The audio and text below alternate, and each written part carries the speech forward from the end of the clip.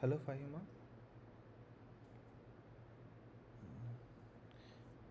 So, can you hear me? Yes, sir. Okay, we will start the class maybe after 5 minutes. We'll wait for 5 minutes. Okay, sir. Okay, fine. Thank you.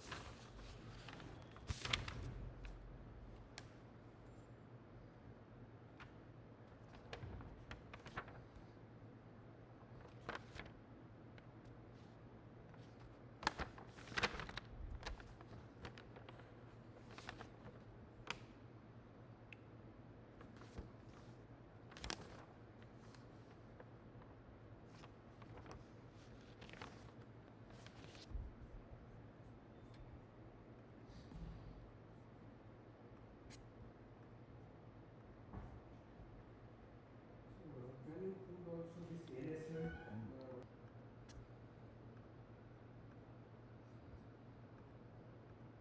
So, hello, Fahima. Yes, sir. Yeah, I think we can start the class. Maybe if she joins the another one, maybe she will see the recordings. Okay. You can hear me, right? The voice. Yes. Okay, fine. So,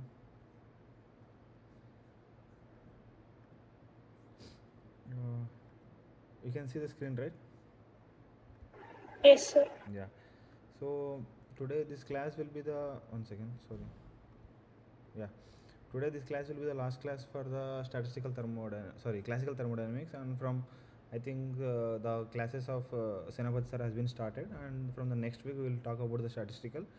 So at the end of the class I will just briefly explain that how the transition can be done from the classical to statistical.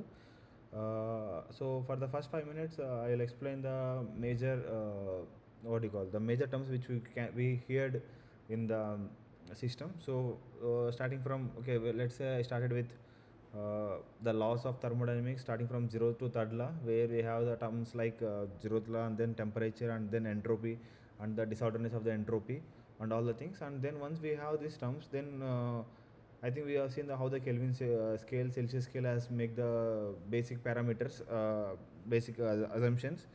And then from there we have seen the energy formulas, where we have delta U minus delta V, delta W, how much internal energy and how much work has to be done for the system and the surroundings. And so once we have done with these systems, then we have seen the Maxwell relations. And we have seen the microscopic properties and intensive and extensive properties. And then you need to observe the state and path variables. So I think then we have the what do you mean by real gas, and how the differences we have carried out. And then we have seen the properties using the Lagrangian dynamics, where we have the Gibbs energy, enthalpy, and the internal energy with mnemonic diagram, which is a good one to remember, the mnemonic diagram. And then we have, once this is done, then we have seen how the work is calibrated and how the pressure is been differentiated.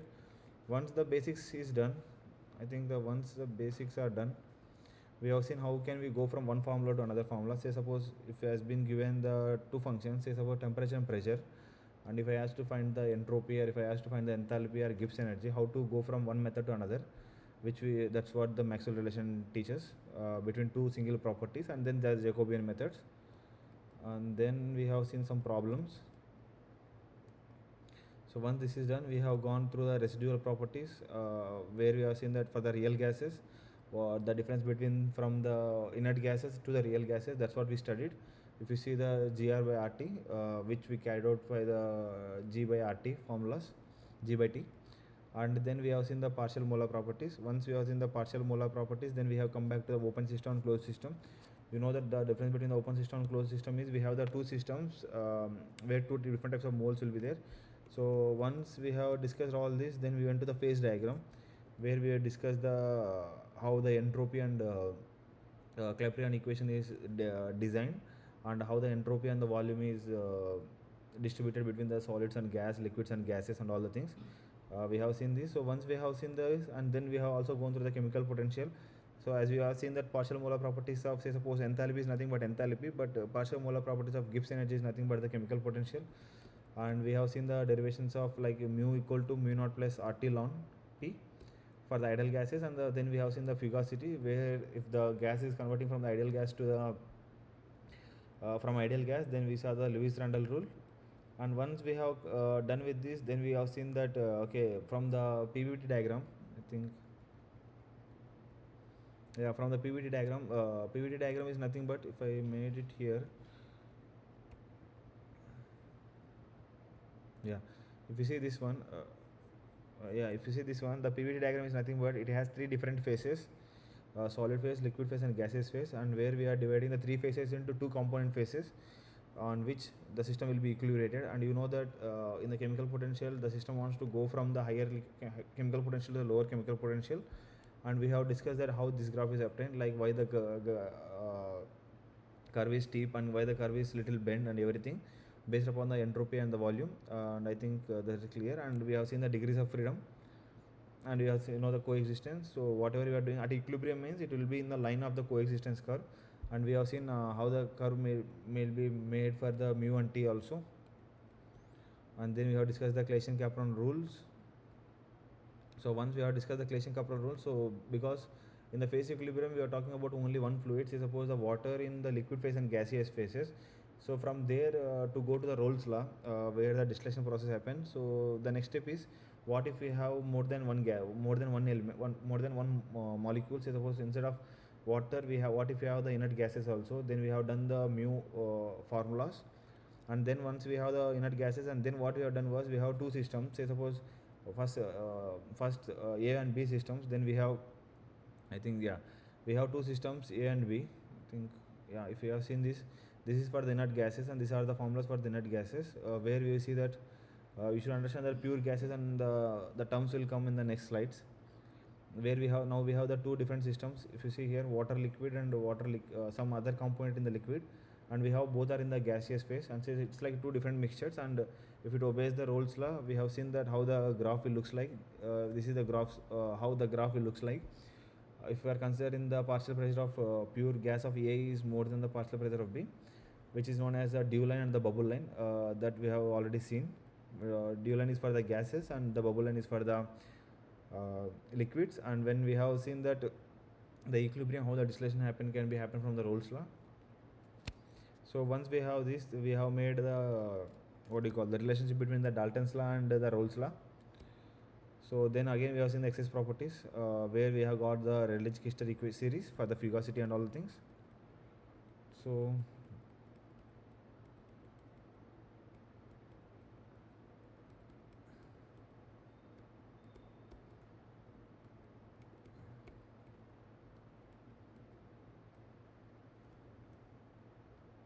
so now we have the questions on, see, these are the questions which can be helpful to solve your assignment, and we will discuss these questions on the later part. Okay, now we'll start the class in this class. So basically this class will be like a short one, where we have only we'll talk about the biochemical reactions, I mean the properties for that, and then the equilibrium constants,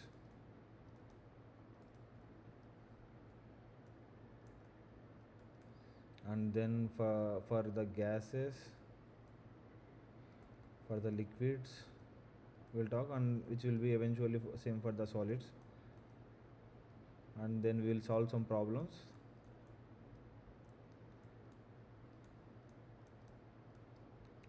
And then I will recap the degrees of freedom once, and then I will like briefly goes about the electrolytes and the statistical basics, I mean with the example which is given in the Senapati sir class. So now first we will go through the degrees of freedom. I'm just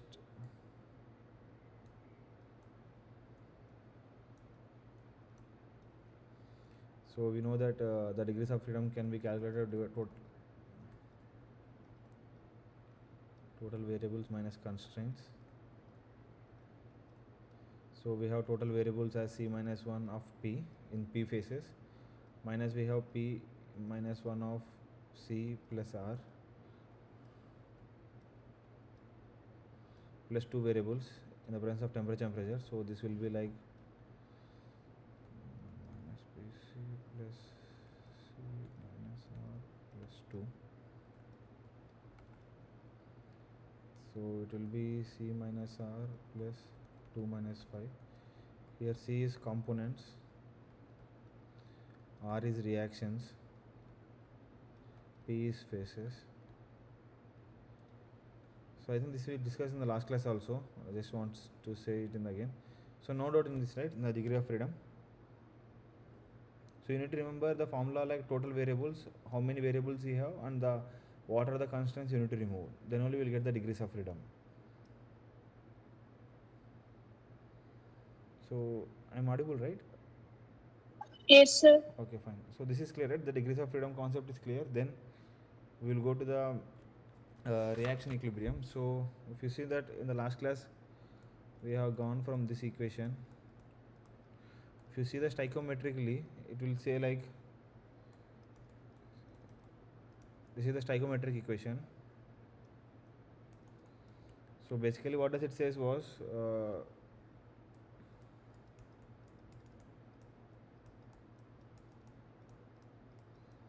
change in the number of the mole. Say suppose if you change, if I change, say suppose this equation can be written also like this.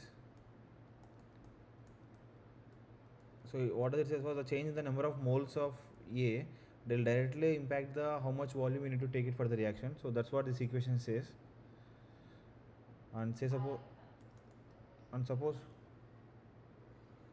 oh, sorry for the disturbance. And suppose if you have the how to say it, say suppose if you have k species in the, say suppose this is like 3 species, like we have 2 reactants R1 plus R2 gives rise to product. Say suppose in this way we have total k, then this will go like,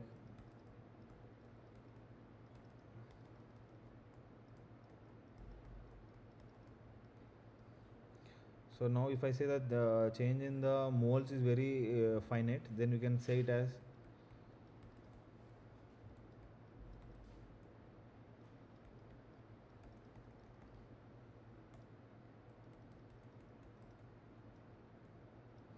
so you should remember this equation. We will come back to this one. Okay, so now what we have is, so we know that GT equal to, if I draw the mnemonic,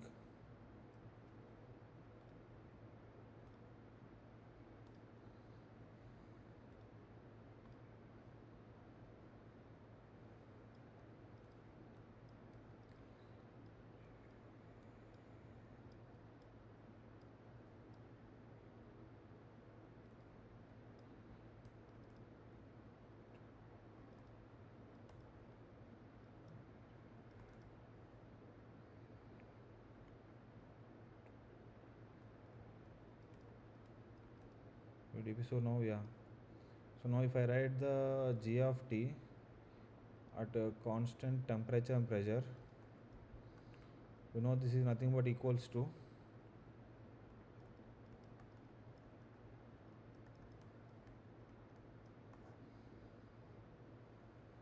this came from chemical potential. So in the chemical potential case we described that if you have the big equation which is as a sigma mu of d and I, and then we proved it, if you remember that we have proved that GT equal to sigma mu I. So that's what I have written here. So if you go back to the classes, we can see this equation. So now what I will do was,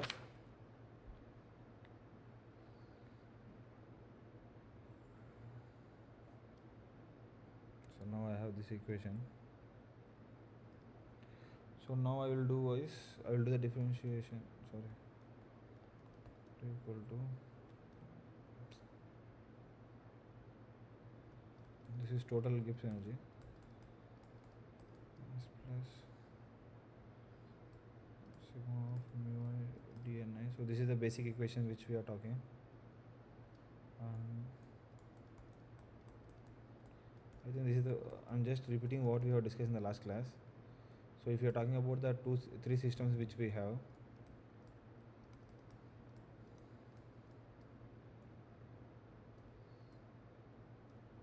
then we have, so we have already discussed this equation. So to this example of this, it will be like dn1 divided by minus 2 equal to dn2 by minus 1 equals to dn3 by 3. So from these equations, what I can write it was,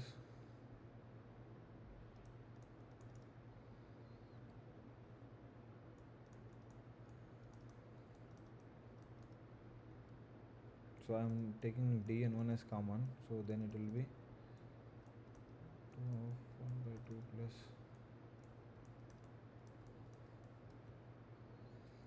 so now again at constant temperature and pressure dg by dni equal to 0, which says mu1 plus of mu2 minus, so 3 by 2 equal to 0. This is nothing but 3 mu3 minus 2u1 minus mu2 equal to 0. So these are the equations. Since if we have, say, suppose this is for the three systems, if this is for three systems, if we have k species, this equation will be goes like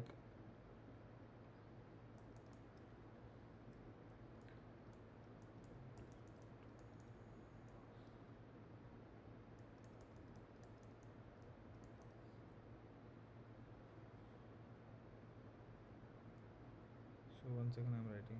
So it will be like we have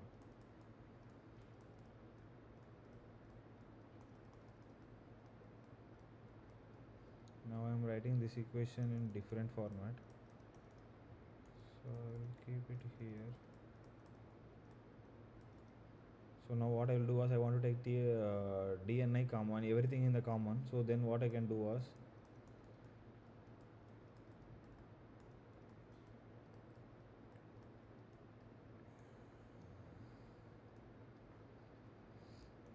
from equilibrium conditions at constant t comma p,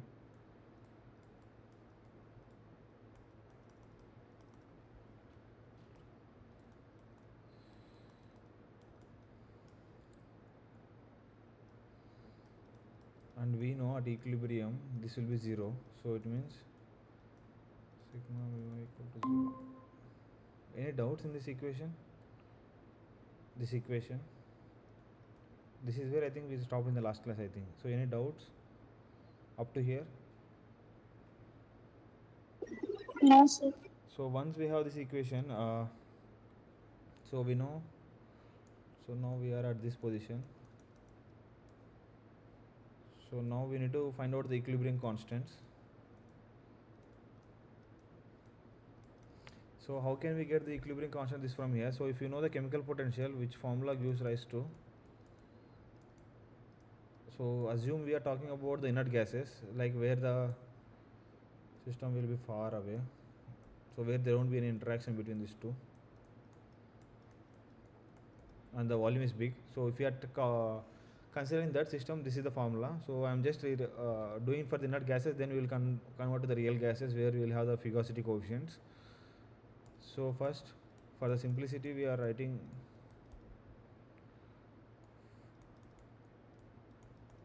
so this is for the ith species. So this will go like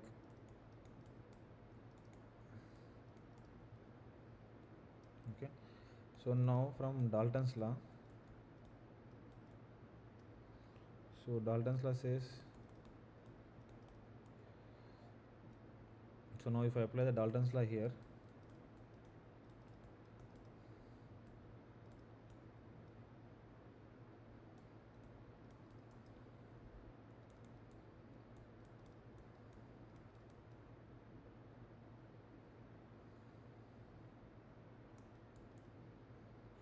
so I can just expand this equation.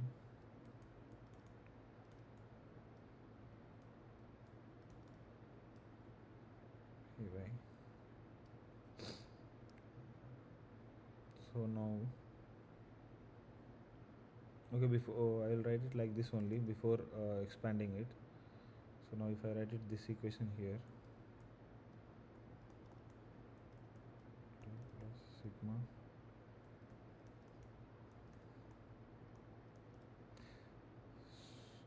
okay, so now this is equal to 0 because from this equation we are taking this one. So now I will make this as constant, just keep it like this. So now I am playing with this. So RT is common. Now it will be equal to 0. Now this will be plus RT sigma of ln of. So I will write like this. So this one.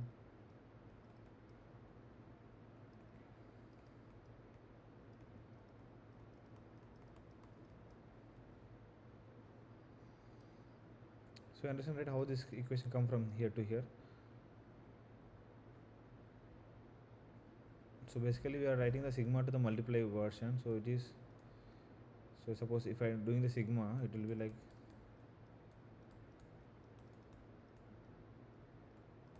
this one. Then it is ln A, ln B, ln C. So it is nothing but ln of ABC. So for that, what I have written was Pi Vi. So this is here. So that's what I want to just say. So now we have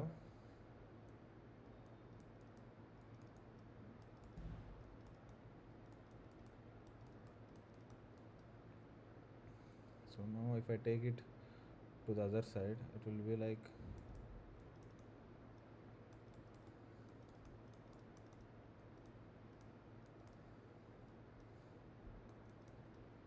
now consider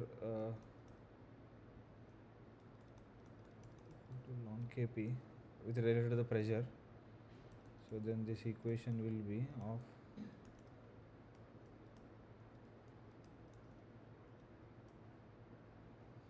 so we got the equilibrium constant with respect to the pressure. So any doubts in this equation?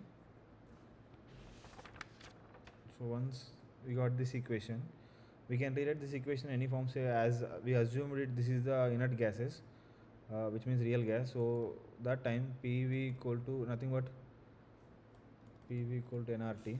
So now P equals to Ni by VRT. So this is nothing but the concentration, number of moles divided by volume. So now we get Pi as CIRT. So now we will substitute Pi. So this is, you should understand, this is for the only inert gases. Inert gases, or I can say in the real gases, where the volume is higher and where they won't interact.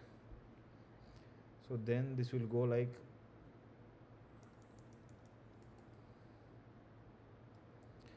so then this will be become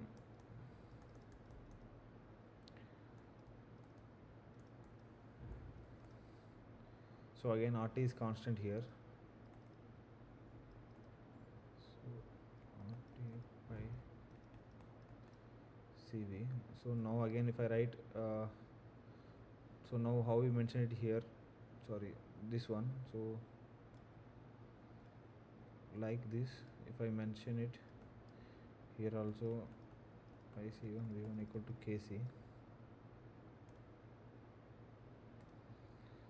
then this will be Kp equal to RT Kc. Yeah. So sorry.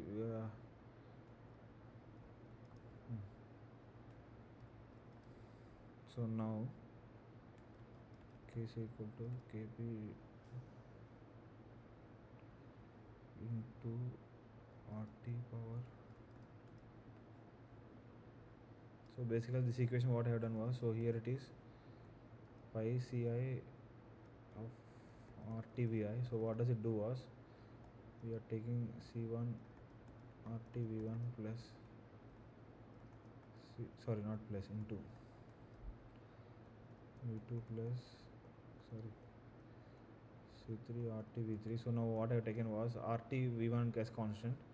So now if I take RT V1 into RT V2 and so on, so this will become V1 plus V2 plus V3, because a power m into a power n into a power x equal to a power mn plus x. So that's what we have written here, sigma of RTY, and this one is again it will be same thing. So now this is the equation. So any doubts in these equations? The equilibrium constant with respect to the pressure and the concentration.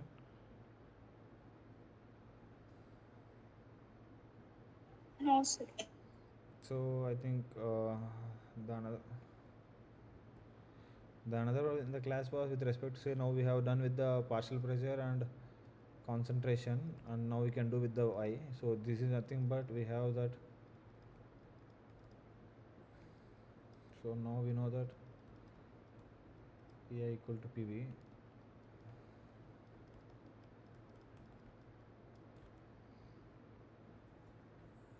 So again, if you can write the P as either may be.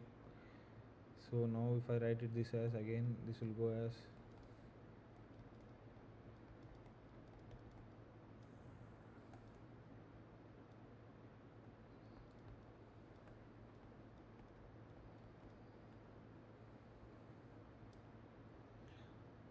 So this is nothing but the same thing. So this is based upon the molar ratio of the gases. So now whatever we have done, this is for the ideal gas conditions. So for the real gases, where we have the interaction or where we have the smaller volumes, we know that mu is nothing but mu naught plus RT ln of sigma 1. So this equation, if you try to keep it here, where is it? Yeah, here. Instead of, so this one will become as that one. So what is the only difference was you are changing the P with the fugacity. So everything will remain same. So it means if I am going forward, I think you should remember this. So any doubts in this equation for the real gases and for the inert gas, for ideal gases? So once we are done with the ideal gases, now you should understand the relation between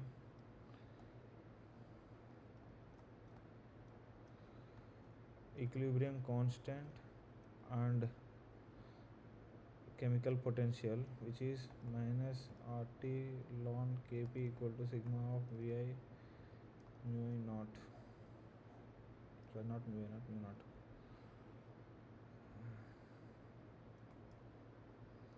So far, if we consider for the now, if I talking about the liquids, so liquids also easy.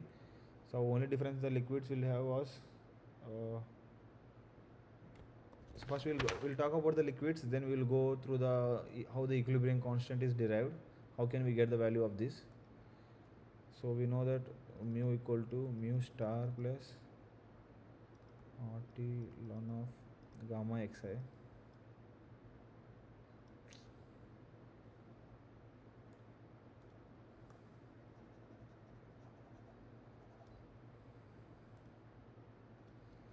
So this we got it from the phase equilibria, if you remember. So this is for the pure liquids. So then if you keep the same equation in everywhere, so we will get K as pi. The original one is, this is the original one. So for the gases, so now it will be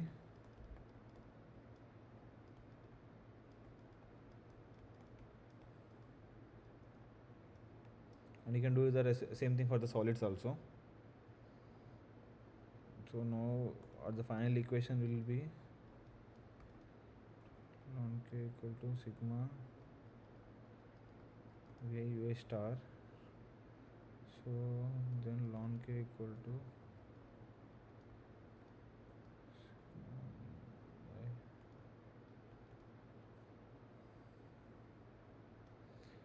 so now we will solve for the gases from the gases condition.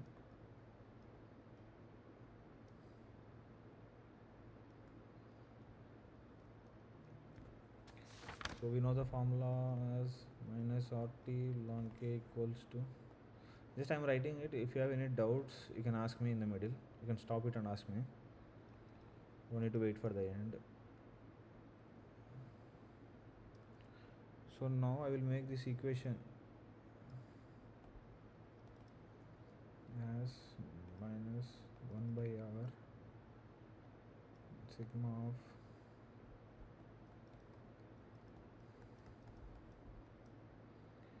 now I will differentiate this equation with respect to temperature. So then it will be, so now I want to check with respect to the temperature. So this is constant, this is constant. So then we have this term. So we need to find out the equation for this. So this we can get it, just a second. Yeah, so we know this one, right? Ln of P I, so which is nothing but if I do mu by T equal to mu naught by T plus R ln Py.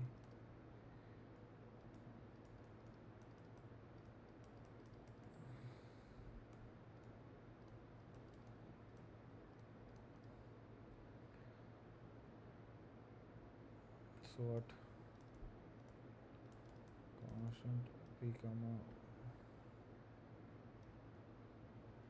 yi, we know that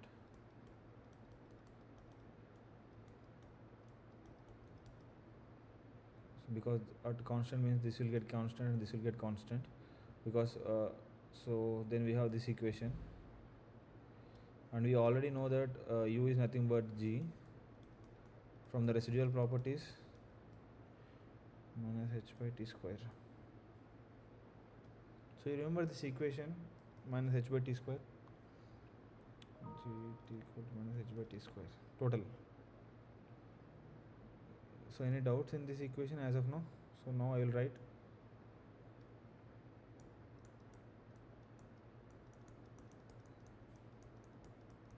so now I will keep this same in the, this is for the ui naught and this will be ui naught, and we are discussing this equation. So d of ln kp equals to by dt equals to minus 1 by r sigma of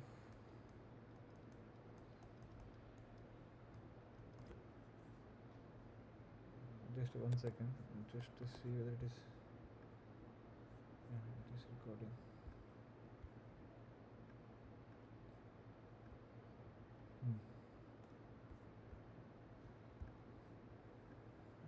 So now we have this, so now it is nothing but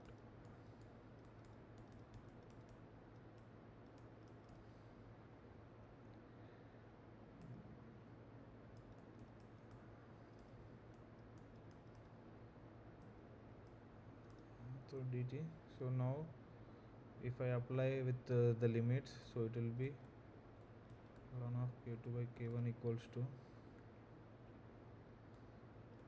sigma v1 hi by r into 1 by t1 minus 1 by t2. Any doubts in this equation?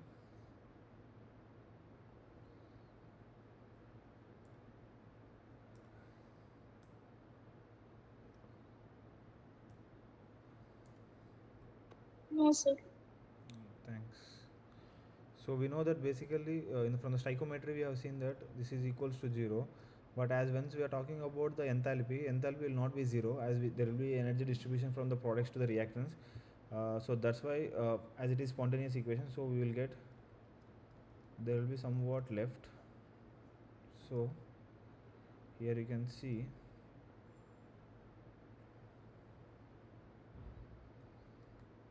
ln of kp2 by kp1 equals to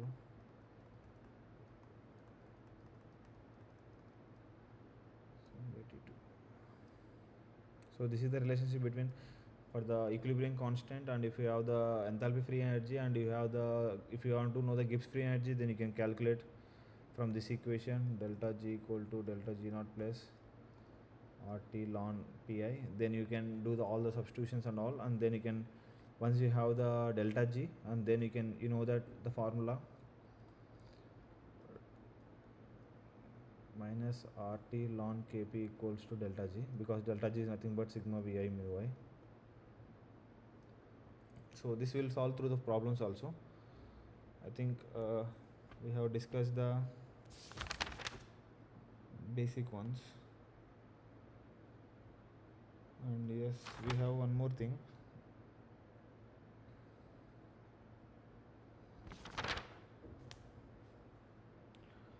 So yeah, and then we have the topic of reaction equilibria. So reaction equilibrium and electrolytes.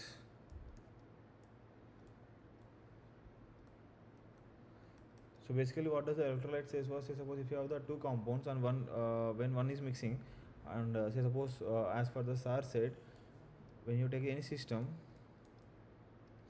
and you will add some molecules to it, say suppose water or say suppose carbohydrates, hydrocarbons and all the things, so then it will maintain the system's pH by undergoing either by HCO minus, sorry, if I say water, if it will go as OH minus and H plus. So what does it? What I'm saying was, if you have a system and when it is going through any changes, we will add the electrolytes to neutralize the system. So that's what the electrolytes will do. And say suppose if I take any equation, say suppose if I take this equation as sir said, H plus CO3 minus, and then this HCO3 minus will undergo. So here if I take in the first reaction, so we can write it as,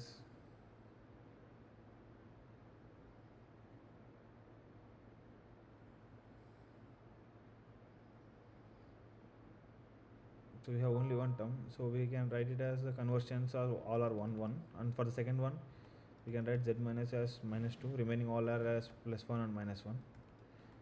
So the electrolyte is like basic concept, you can understand it. So once, so yeah, so the main equations you need to remember from the classical thermodynamics was the equations like how to calculate it. So if you remember this one, I think I'm not writing wrong. So from this you can calculate the Maxwell's or to Jacobian. So once you know this and you know the phase equilibrium concepts, once you know this phase equilibrium concepts and the Jacobian and how to go from one step to another, and say suppose from this if you know the residual properties, because these equations whatever we are decided in the first classes, that's applicable only for the gases like ideal gas situation, and for the real gases we need to add the Jacobians, and you need to remember the partial molar properties,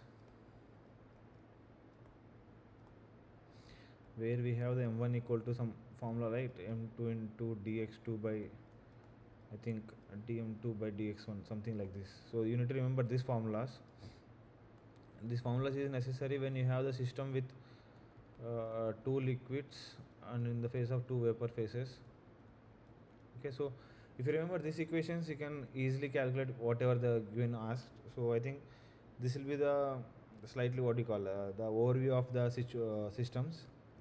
And for the assignment, I mean to put these terms in the good terms, we will solve some few example problems as are discussed and also from the previous assignments. So you can see my screen, right? Sir. Yeah. Hello.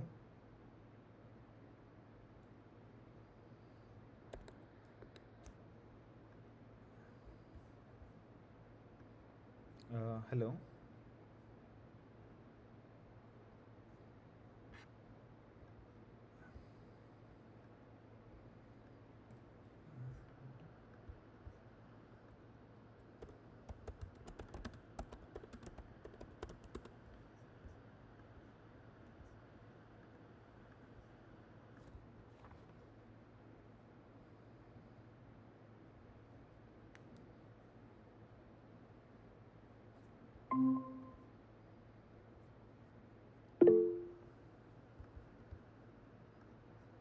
Okay, fine.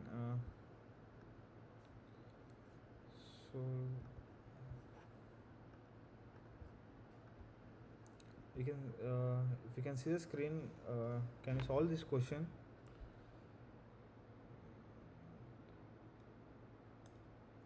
So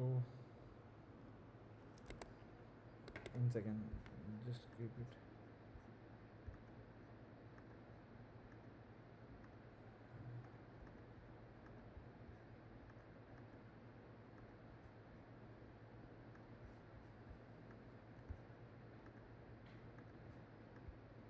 Yeah, you can see the screen, right? Again.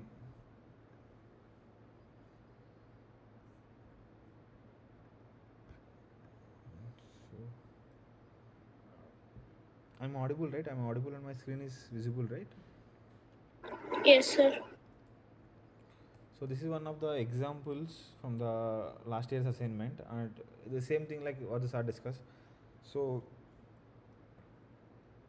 if you see the reaction, what the reaction says was,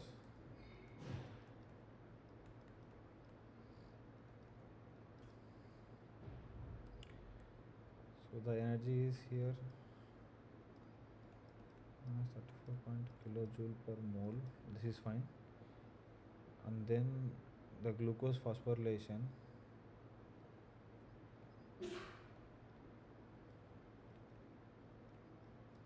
So the given equation is G6P plus 6 equation, and the given ratio is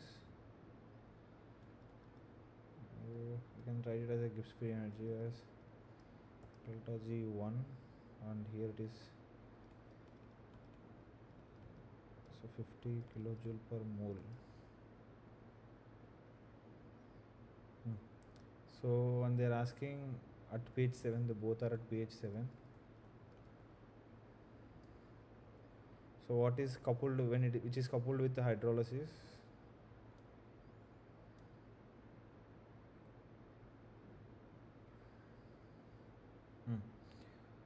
So can you tell me, so what is happening in this reaction? And they asked to find out the standard Gibbs energy.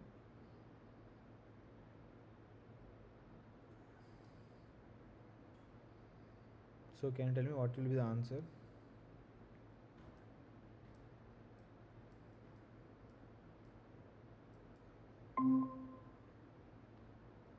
Hello. Delta G. Hello. I'm audible, right? Fahima or Netrasri?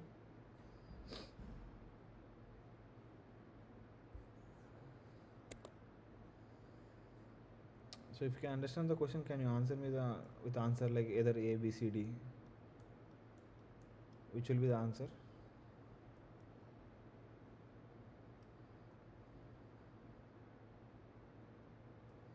Sorry, I think this will be plus.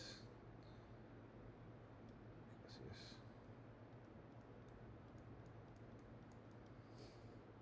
Any guesses?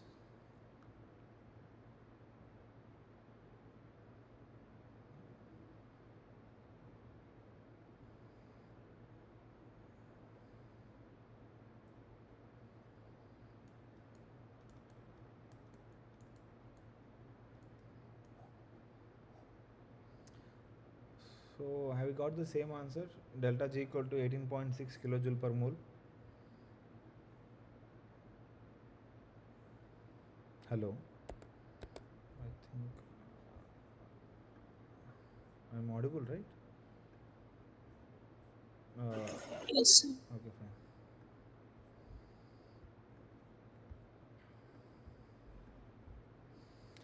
So basically, you need to understand from this question. The point is, they said. So they are given the two equations, and they said that change at the phosphorylation of glucose, which is coupled with ATP hydrolysis. So initially ATP hydrolysis is happening. So ATP is converting to ADP plus phosphate, and this phosphate is being used by glucose to undergo glucose phosphorylation with water. Okay, and the reverse reaction is then this will react with, and this water will react with ATP to produce ADP, and then so you understand the mechanism, right? Here what is happening? Sorry, any doubts in this?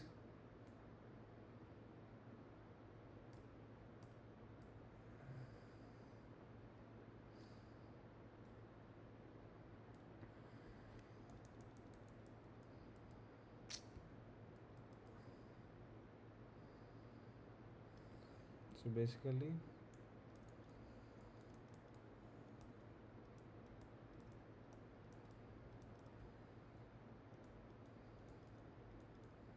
sorry,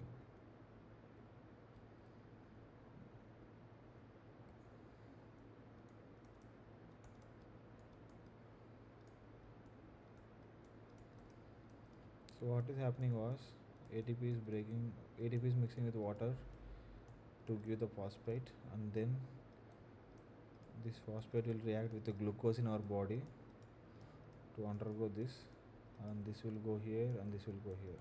I mean, this will go here. So any doubts in this?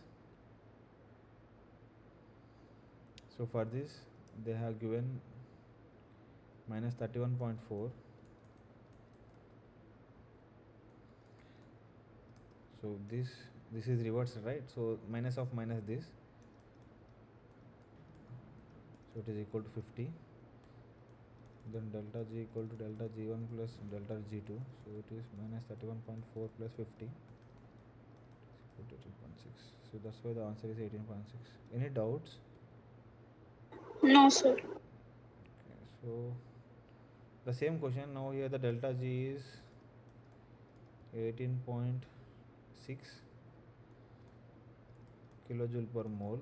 So can you do the equilibrium constant? Can you find out the K? So the given, we solved from the upper question, we solved the previously that we got given delta G as 18.6 kilojoule per mole, and then we have, what do we have here, and we said that, so they didn't mention any temperature, so T equals to room temperature we need to consider, and R, if it is a kilojoule per mole, then you can take, sorry, joule per mole per Kelvin. So can somebody try this answer and let me know. So we know the formula as we discussed today class. I think in the today's class we discussed the formula for this.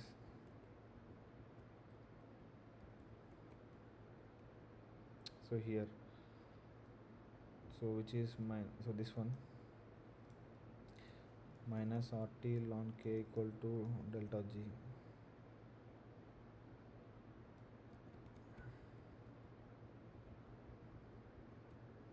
So the formula is,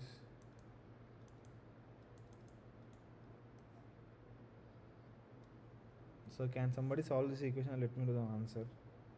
I will also solve it.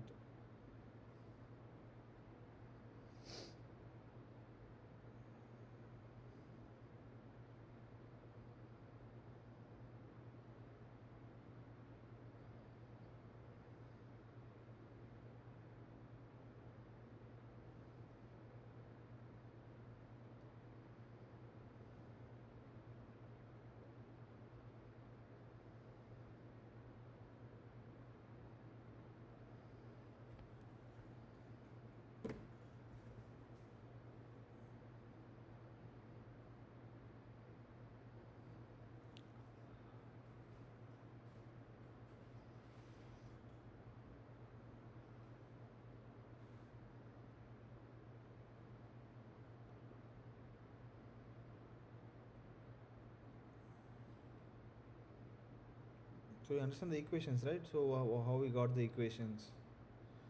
Minus RT ln K equal to delta G. Yes, sir. Thanks. So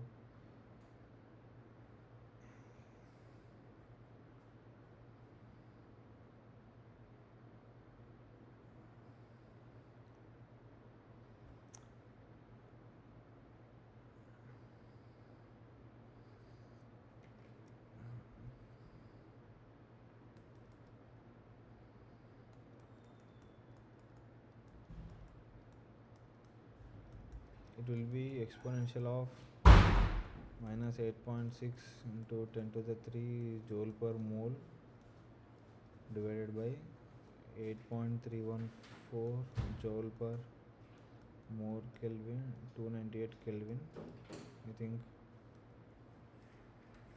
So what will be the answer? Exponential of, 5.49. yeah. So you need to be clear, if they didn't mention any temperature, maybe they said that you should take the standard values. The standard temperature we need to use was the room temperature, because this all the equation can be happening in the room temperature itself in our body. So the answer will be this.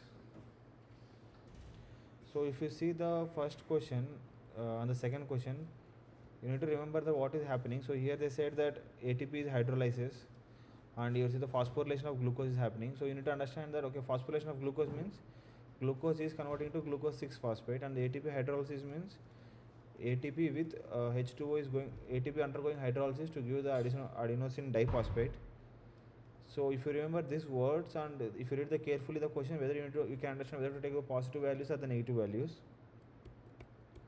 The same thing for here.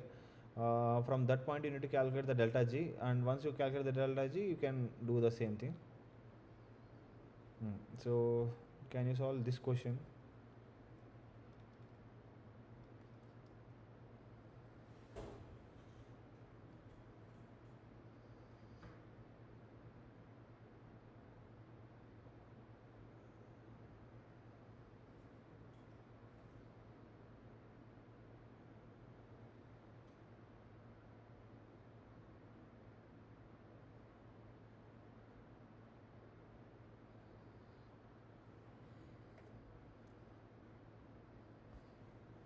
So you can see the screen, right? You can understand the question what is given.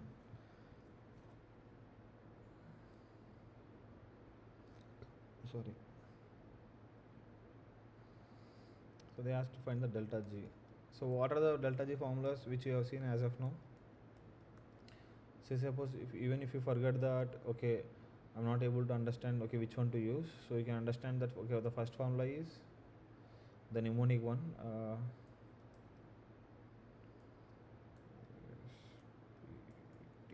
So it will be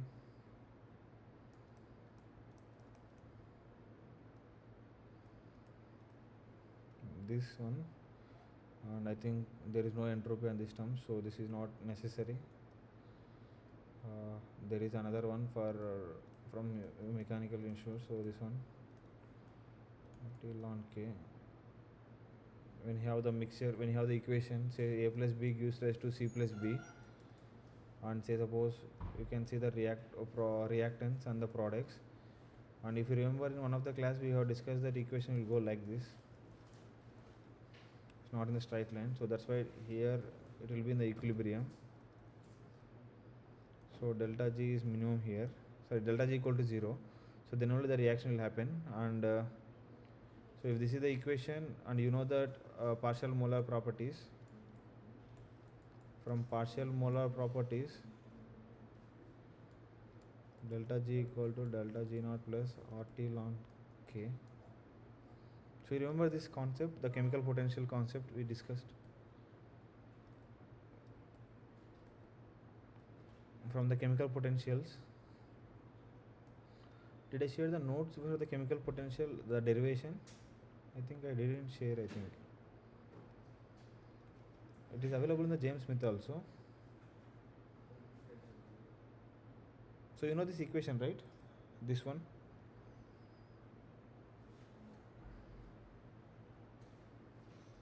So any doubts in this equation? No, sir. So once you know this equation, then we have delta G equal to delta G naught plus RT, sorry, ln of, so pi product divided by composition divided by pi reactant composition of reactants. So you know this reaction, right? So now I distributed the equation of this K. So now the equation which was given is, so ATP plus H2O gives rise ADP plus phosphate. Yeah. So now they are talking about the ATP hydrolysis. So we know the ATP hydrolysis. So ATP hydrolysis means this will be the reactants and this will be the products, and they given the concentrations of each is 10 nanomolar. So the volume is 1 1 1 for all the cases. So and we have the delta G naught which is at the initial pH conditions minus 7.7. So now delta G naught will be minus 7.7. The units are kilocalorie per mole. So now the equation which we have is,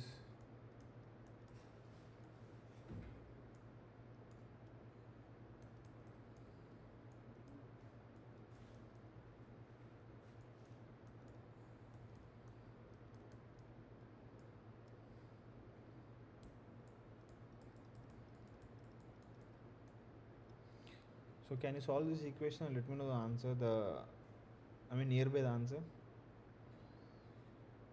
So you understand the concept, right? The concept between the why, from where we have come to from where we are going.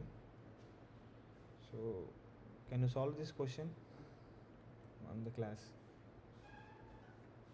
So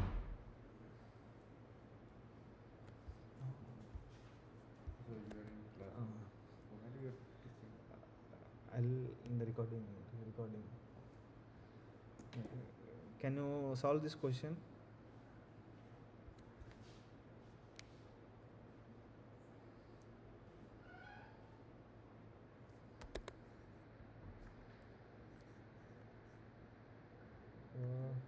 I'm audible, right? I think I didn't lose the you. Hello.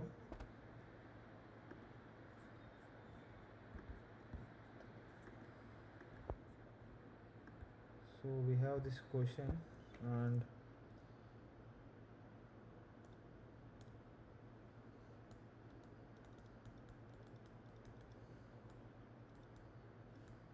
so it will be of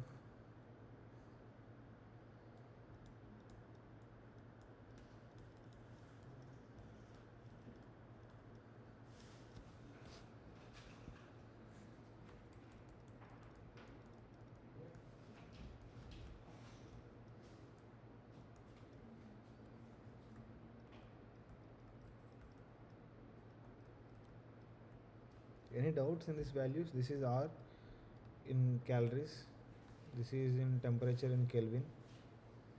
So can you solve this and let me know the answer if possible?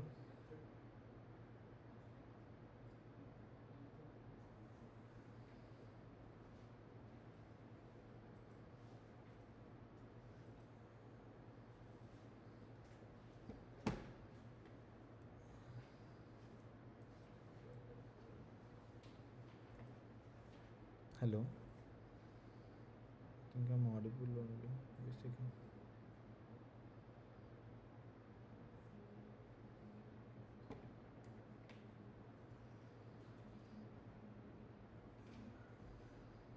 So this is in calories and this is in kilocalories.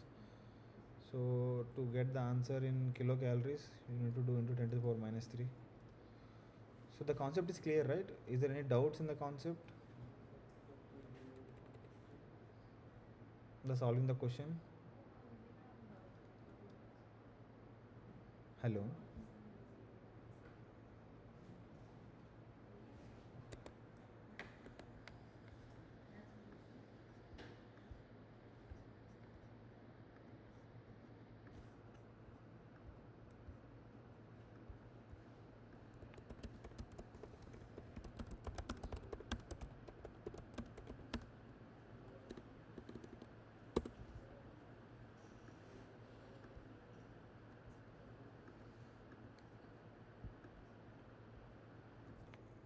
So I'm audible, right? Fahima, Netrasri. I think yes. So yeah, okay, fine, no issues. So once we carried out the equations, so what are the values which we have is, we will get the, if you do the calculation of all the values of, say suppose delta G equal to minus 7.7 plus 1.938 into 10 to the power minus 3 into 298 into 1 of 10 to the power minus 3 into 10 to the power minus 3 divided by 10 to the power minus 3. This will get 10 to the power minus 6 but divided by 10 to the power minus 3. So which will get 10 to the power minus 3, which will get minus 3. So now if I do the calculation, which you will get is delta G equal to minus 7.7 plus 1.938 into 10 to the power minus 3 into 298 into minus 3. So minus minus, so you can guess the value will be around near to this.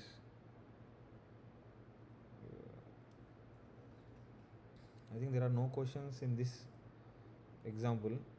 If you have questions, I think you can revisit the class. So this is the another question. You can try to solve this.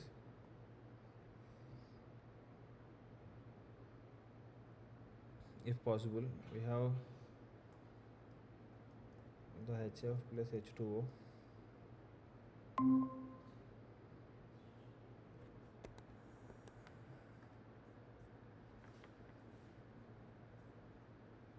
So, hello.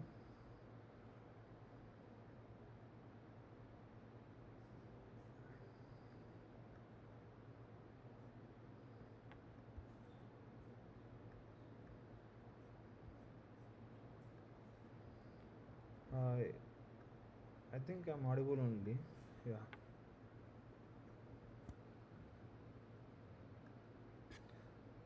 So this is one more question you can solve. I'll give 2 3 minutes. Just think about the question and then we will solve it together. So this is one of the previous year's assignment problem, and you have the same type of problem. So and then it is dissolving into F minus plus H3O plus.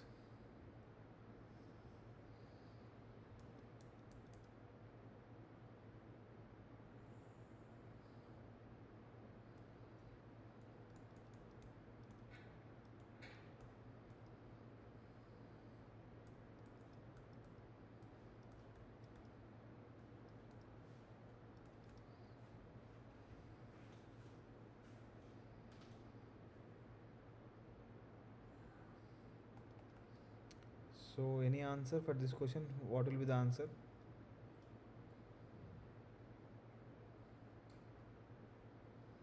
A B C D.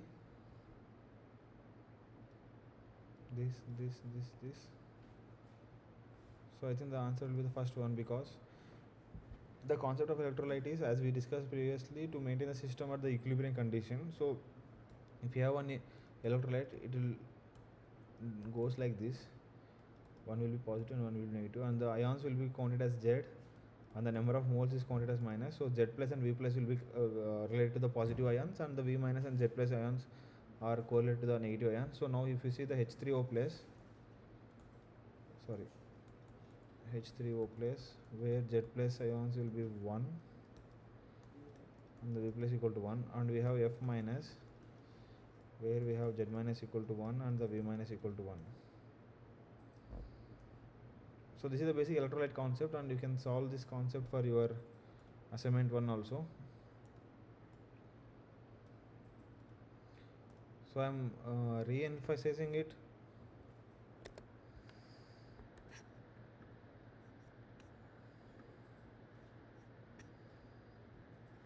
Hello.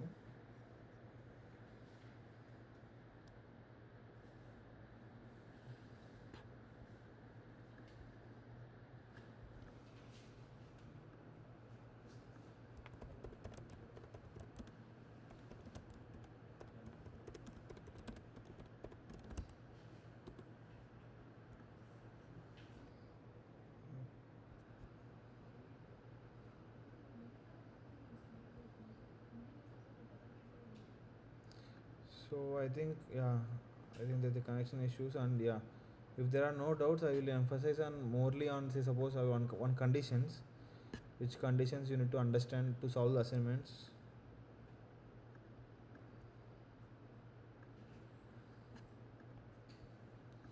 So while solving the assignments, you should be keep in the mind whether they ask the standard Gibbs energy or enthalpy. So if they ask the standard Gibbs energy, we have the formulas of delta G equal to delta G naught plus RT ln K. Okay, otherwise we have, say, suppose at equilibrium, this will become as minus RT ln K equal to delta G naught. This is the standard one, if you remember. And if they given the two reactions, they say suppose reaction 1 and reactions 2, and you need to see what they're saying. If they say like the product is forming, and if the reaction is in the reverse format, say suppose they given that A to B, and they said that B is generating, and but they say that the reaction is happening in the reverse way. So then you need to do the delta G is of, here it is X minus X, here it will be plus X, and then here if it is Y minus Y, then delta G will be X minus Y. You need to understand which is going first and which is going second. And if for the enthalpy, we already calculated that ln Kp2 by Kp1, which is nothing but delta H by R into 1 by T1 minus T2. And if you are asked to decide at the desired temperatures, we know the ln K equals to exponential of minus delta G by RT. First you will find out the delta G values either by this method or by this method. and then once you have that, you have the R value, and the standard temperature value. So these are the formulas which you should follow to do the assignments. I think this will be of classical thermodynamics. So we have gone through the classical.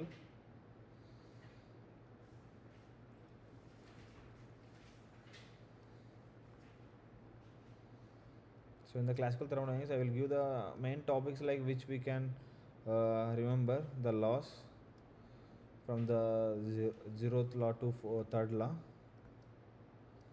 and how the internal energy and how work done is done, and then entropy. Say suppose you have the system where you are applying the more pressure, and what is happening to the system? It's like under the constant volume and the constant pressure. So you have seen these equations, right? If you are applying constant temperature, the constant pressure, what is happening? And if you have seen that differences in the Gibbs energy, internal energy, Helmholtz energy, and enthalpy with respect to the mnemonic diagram. Once we have this, we have the residue properties. Then we have the partial molar properties.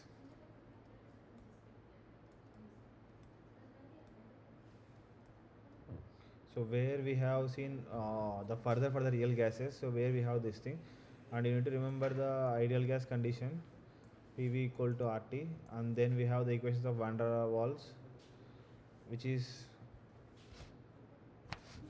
the van der Waals equation, which is P equals to the van der Waals equation.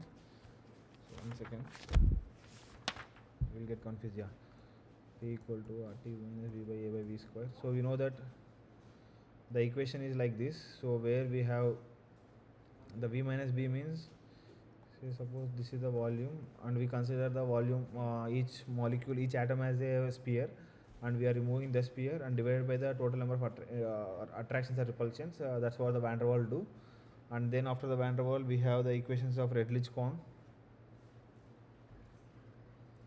We have the equations of Redlich-Kwong, and from the Redlich-Kwong, if any given the desired equations, we know how to calculate the volume. So suppose from the Redlich-Kwong equation of P equal to RT by V minus B, so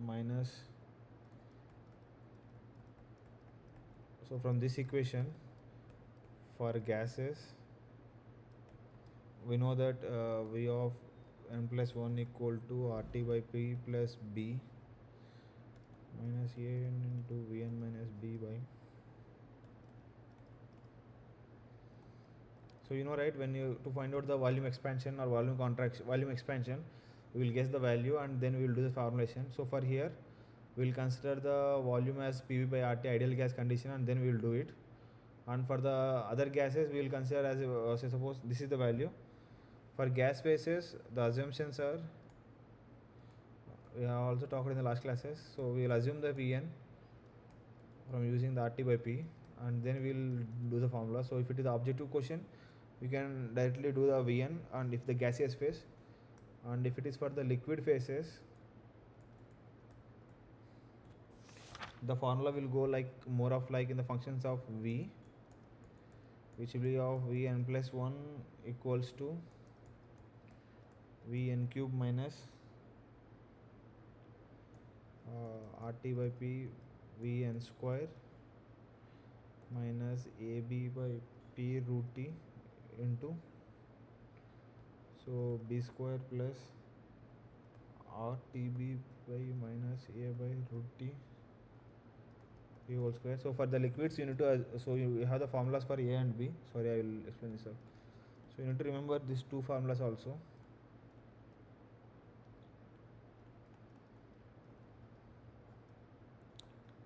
PC and B equals to 0.08 664 RTC by PC, and you will get from the appendix B the critical pressure and critical temperature. And for here, you need to, for the liquids, you need to assume the B value, and you will make sure that Vn plus 1 comes near to the B. And once you have these things, and then we have the generalized correlations where Gr equal to G minus I. So then we have done the calculation where we got the dJr by T dt equal to minus H by T square. dt, and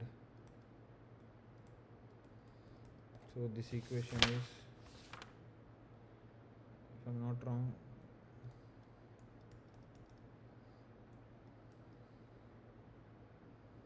so V.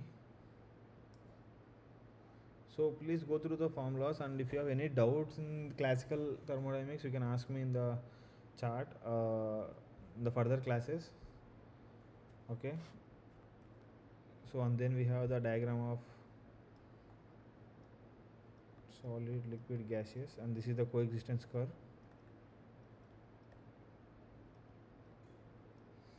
Where we are separating three phases into two component phases at where one equilibrium, and this is for only one system. Say suppose either water or any molecule. Say suppose we have the system with water and inert gases. So what will be the formulas from where the Dalton-Rolls law comes? So where we say here it is P total will be Pa plus inert gas. Here it is Pa. So where we got the pure gases and all the terms. So then we discussed about what if we have two fluids. Okay. So go through the notes and the classes. If you have any doubts and if you want any notes for the classical thermodynamics, I think the lecture slides or lecture video notes shared by the sir is very sufficient, and we will go to the statistical ones. So any doubts in classical? If you have any doubts, you can ask me in the next class also. For the next class, for the first few minutes, we will start the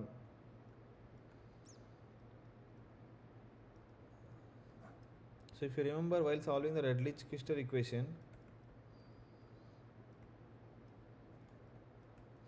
we have talked about the something term called as KAA, KBB, KAB. If you remember this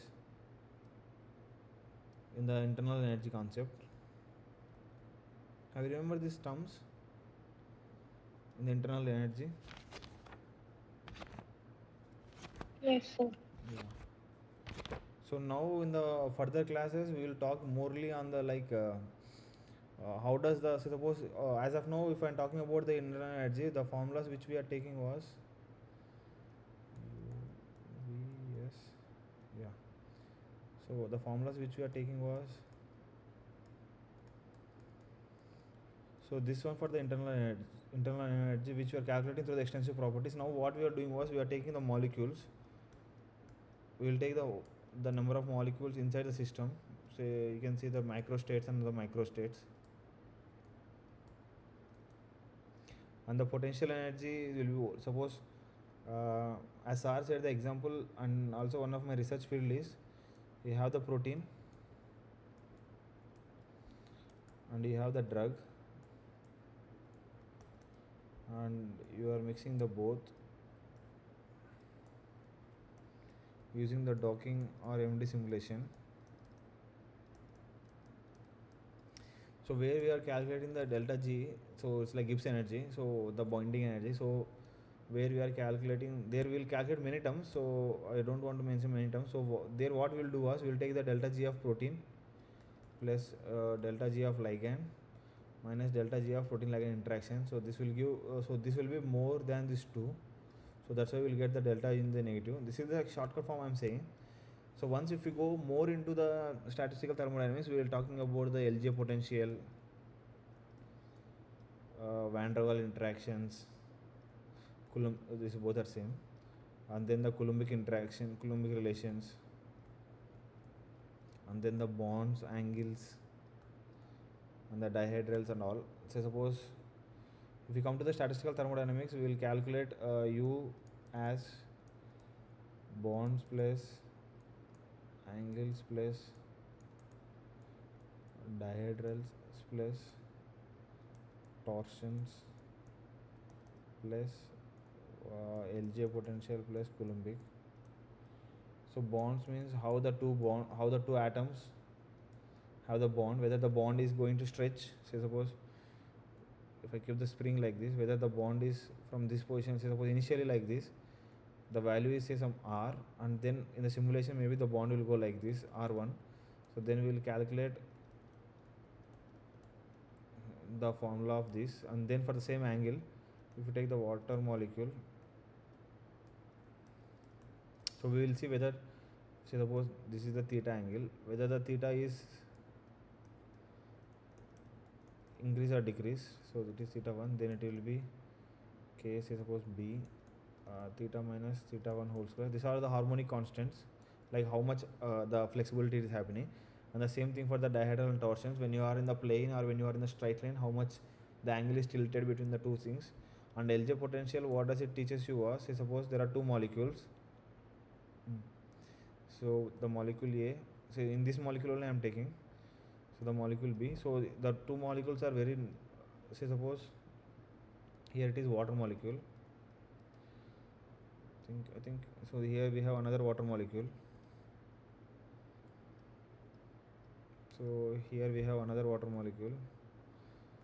So out of the, so these are the non-bonded parameters, so this will come as bonded parameters, and these two are the non-bonded parameters.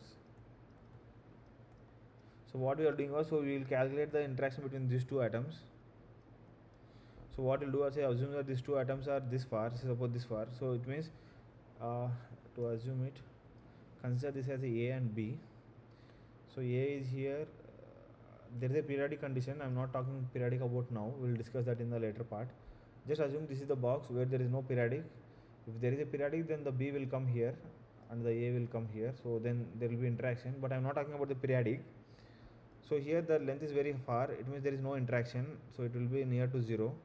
So suppose assume the A is here, so the molecule will go like this, so it will have some interaction at this position. Let's say suppose the two molecules are very nearer, so the A is here and B is here, so this, it's like a two magnets. If you give the two magnets are nearer by, there will be some repulsion force, right? It will shake it. So that's what we are talking about, the strongest interaction. And when we bring two together, it will go as a repulsion. So that we will go talk this one. We will talk this one much more in details in the future classes. The how much energy it is having, it is interacting. So if you have seen any protein ligand interaction papers, where we mention the binding energy. Binding energy, if you see the delta G is minus 10 kilocalories per mole and delta G has minus 20 kilocalories per mole. So it says that how far the two molecules can sit alone, because in the thermodynamics, in the simulation whatever we are doing, we are not either creating or destroying any molecule. So we will say that okay, how much capability, how much it has potential to mix, and these are the states. And then we will talk about in the future classes, we will talk about the microstates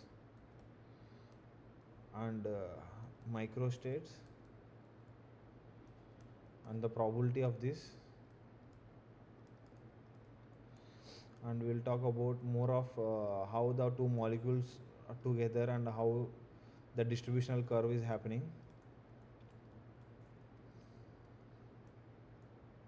And so you can assume it like this, the classical part is more of like a theory part, and because once you are talking about the atoms, we will come to the statistical, and statistically it's better to have with the perspective of examples. I will explain to you with the examples in the next classes. Okay, so I think yes, if you have any doubts you can ask for as of now. You have any doubts? Hello, think Sir, can you explain that problem? which problem? One second. So this one.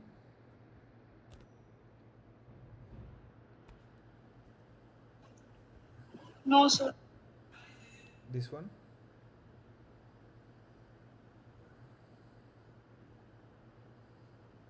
Hello.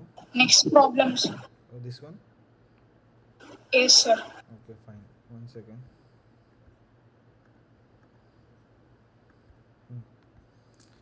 So assume it. One second. I'll make the question, copy it again.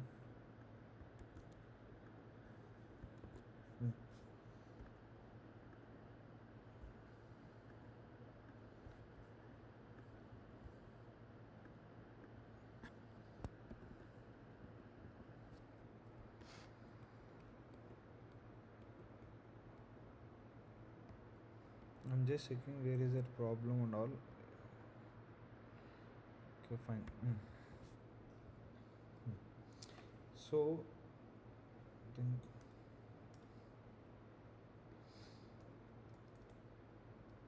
so what are the terms given? Say suppose they said the ATP hydrolysis.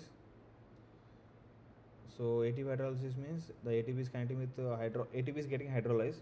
So that's what you are seeing it here. So it means the given equation is correct. So you can write this equation as.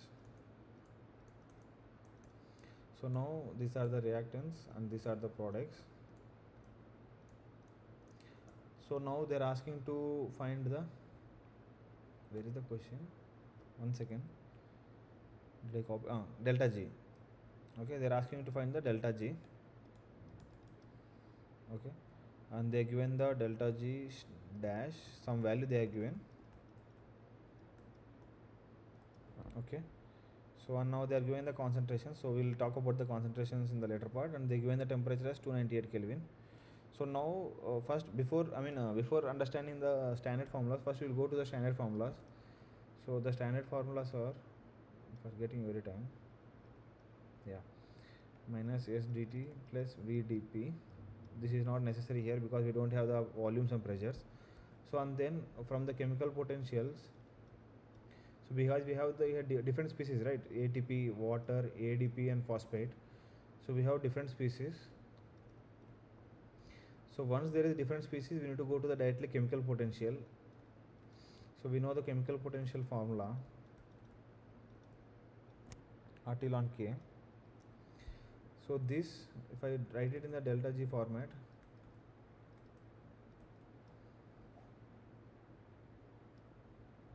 okay, you have seen this equation also. I think this is not what happening in the reactants and products. So the equation will go like this.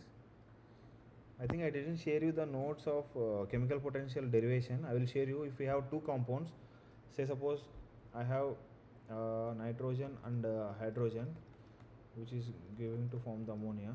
So it will be N2 plus 3H2 gives rise to 2NH3. So if I have this equation, how the 2 moles of ammonia is undergoing with water to give the ammonia, hydrogen to give the ammonia, and what is the chemical reaction happening? I think we didn't discuss this part, right? I will share you the theory part of this, the derivation part, where at the end you will get the formula like delta G equal to delta G naught plus RT ln of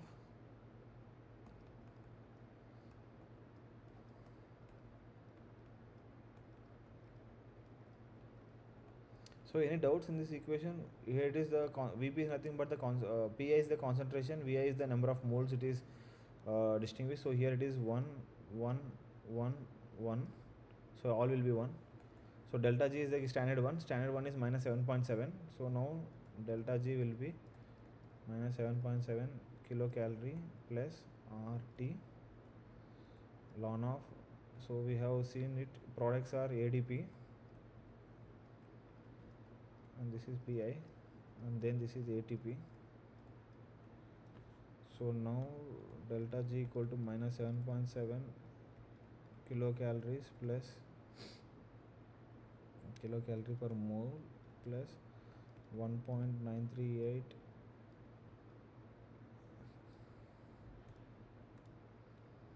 So if you check the gas constant values with respect to the kilocalories, you will get this value, mole Kelvin into 298 Kelvin into ln of 10 to the power minus 3 into 10 to the power minus 3 divided by 10 to the power minus 3. So this will get cancelled, and we have 10 to the power minus 3. The minus 3 will come front. So it will be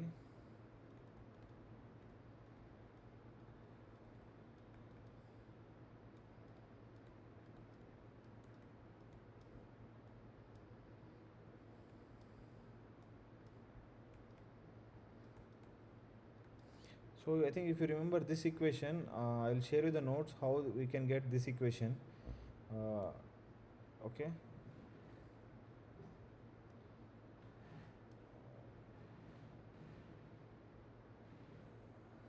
So if you solve this, I think it is minus 7.7 and you are it is minus, so minus minus, and it is 10 to the power minus 3. If you do this, then it will become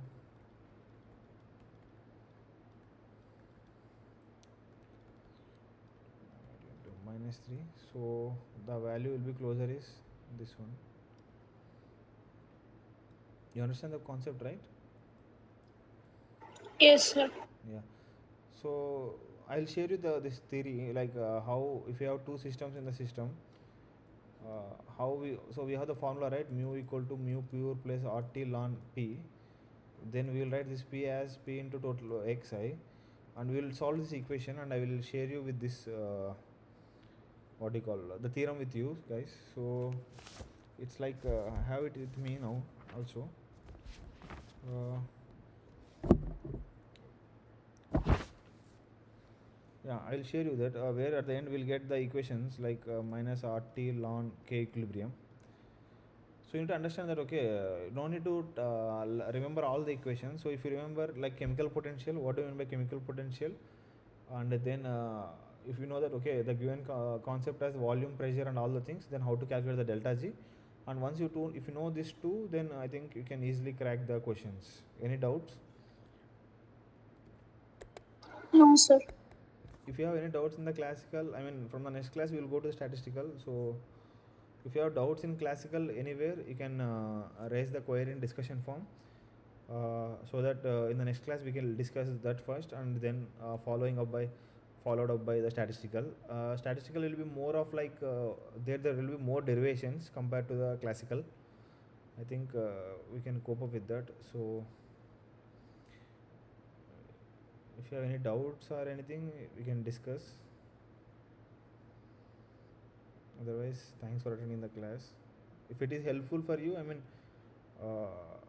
if you want to understand, okay, sir, can you rebus the, I mean, can you bust me the topics of anything? Then that also we will do in the next class starting. And if you have any queries regarding the NPTEL class, and in the NPTEL class, I think sir has in one of the class while discussing the problem, we have the problem, right, where he says that problem of this one only, delta G equal to delta G naught plus RT ln K. The answer is it is around minus 11, but it comes around minus 9.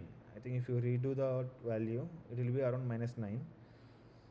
So please recheck that value in the SAR class. He has, there is, I think the typo error is there.